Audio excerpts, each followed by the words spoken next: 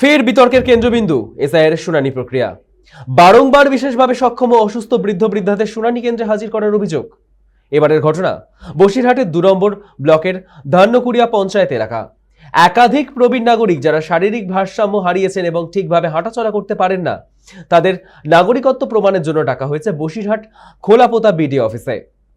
অথচ নির্বাচন কমিশনের স্পষ্ট নির্দেশ, এইসব মানুষদের ক্ষেত্রে বাড়িতে গিয়ে শুনানি করাতে হবে।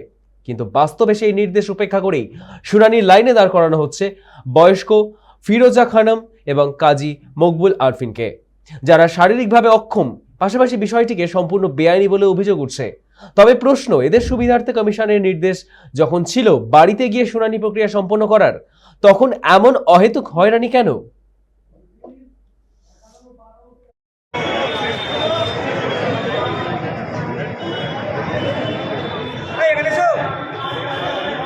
আবার খবর দিল, কলকাতা থেকে এলাম, কাগজপত্র জমা দিলাম, তারপরে বলছে আপনার আবার নাম এসছে, আপনাদের আবার যেতে হবে, আপনার ওয়াইফকে যেতে হবে। তার কারণ হচ্ছে ওনার ওখানে হিয়ারিং আছে, এত 27 তারিখে হিয়ারিংয়ে আপনাকে উপস্থিত থাকতে হবে।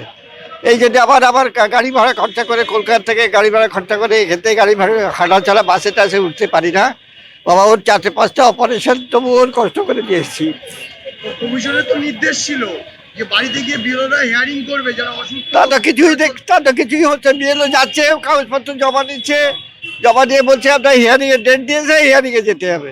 কাঁদেতে অর্ডার, কে অর্ডার দিচ্ছে, কে কোথা থেকে হচ্ছে, আমরা তো কিছু জানি না। ডকুমেন্টস জোগাড় করা সব দেওয়া হয়েছিল, তা সত্ত্বেও আবার ডাক পড়েছে কি না নামের ভুল।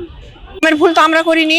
আমার নাম যেখানে আমার যা নাম জায়গা আছে, তার আগে যদি ওদের কম্পিউটার থেকে নাম অন্য কিছু লাগিয়ে দিয়ে ভুল করে, সেটা তো আমাদের দোষ না, এই হাসি আমাদের জন্য।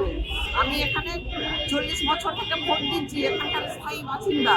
ছেলে আজ বড় হয়ে নিয়ে গেছে, তো তারপরে আমার বর্ধমানে আমার বাপের বাড়ি, আমার 40 বছরের পাসপোর্ট আছে, তারপর আমার বাবার দেওয়া জমি জায়গার কাগজপত্র আছে, সব থাকা সত্ত্বেও শুধু নামের ভুল, এই দোষে অপরাধে আমাদের এখানে টেনে আনা হয়েছে। দেখুন, একটা নির্বাচন কমিশন যেটা করছে, সমস্ত কিছু একটা প্রহসনের ব্যাপারে চলে গেছে, এটা জোকার হয়ে গেছে।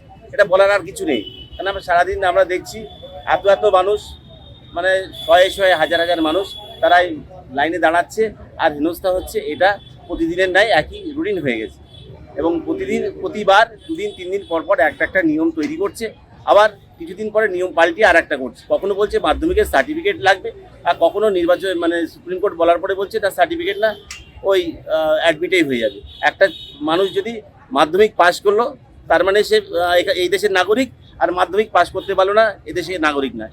যে দেশে সাক্ষরতা অভিযান করতে হয়, যে দেশের শিক্ষার হার এত খারাপ, সেখানে যদি এটা প্যারিফেরি হয়, তাহলে আমাদের কিছু দুর্ভাগ্য ছাড়া কিছু বলার নেই।